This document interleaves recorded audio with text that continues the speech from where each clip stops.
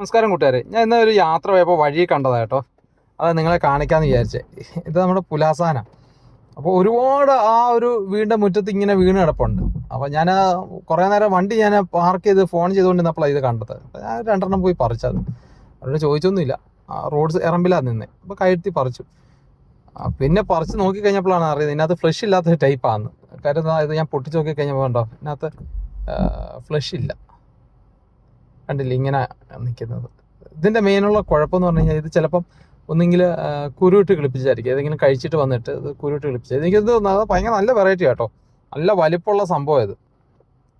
ആ മരത്തിന് ഏകദേശം ഒരു 10-20 വർഷം പഴക്കമുണ്ട്. അപ്പോൾ നമ്മുടെ നാട്ടിലൊക്കെ വരാൻ തുടങ്ങിയത് ഇപ്പോഴതിൽ വരാൻ തുടങ്ങിയത്.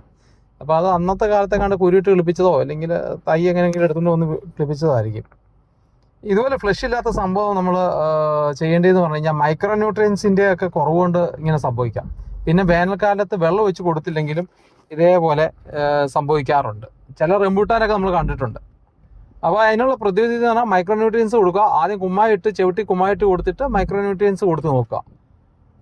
പിന്നെ നടപടി ഇല്ലെങ്കിൽ വെട്ടിക്കളഞ്ഞിട്ട്, അതായത് മണ്ട വെട്ടിയിട്ട് ഹൈബ്രിഡ് ഗ്രാഫ്റ്റ് ചെയ്ത് പിടിപ്പിക്കുക. അതേ ഉള്ളൂ ഇതിനകത്തുള്ള ചെയ്യാനുള്ള മാർഗം. ആ മരം നല്ലൊരു വലിയ മരം ഒരുപാട് ഉണ്ടായിരുന്നുണ്ട്. പക്ഷേ ഇങ്ങനെ ഫ്ലഷ് ഇല്ലാതെ പോകുന്നത് അതിൻ്റെ സംഭവം. എനിക്കത് മൈക്രോ ന്യൂട്രിയൻസിൻ്റെ കുറവ് കൊണ്ട് തന്നെയാണ് ഇങ്ങനെ ഫ്ലഷ് ഇല്ലാതെ പോകുന്നത്. പിന്നെ വേനൽക്കാലത്ത് വെള്ളം ഒഴിച്ച് കൊടുക്കാത്തതിൻ്റെയും പ്രശ്നം കൊണ്ടും ഫ്ലഷ് ഇല്ലാതാവും. ഇതിനകത്തുള്ള ഇത് മാതളം ഇല്ലാതാവും. അപ്പോൾ ഇത് ജസ്റ്റ് നിങ്ങളെ ഒന്ന് കാണിക്കാൻ വേണ്ടി ഒന്ന് പറിച്ചെന്നേ ഉള്ളൂ. അപ്പോൾ നമുക്ക് അടുത്ത ദിവസം കൃഷി സംബന്ധമായിട്ടുള്ള കൂടുതൽ വീഡിയോകളുമായിട്ട് അടുത്ത ദിവസം നമുക്ക് വീണ്ടും കാണാം. അപ്പം അതുവരെ നന്ദി, നമസ്കാരം. അപ്പോൾ നമ്മുടെ ചാനൽ ഒന്ന് സബ്സ്ക്രൈബ് ചെയ്യാൻ മറക്കല്ല കേട്ടോ, ഒന്ന് സപ്പോർട്ട് ചെയ്യണം കേട്ടോ. നന്ദി.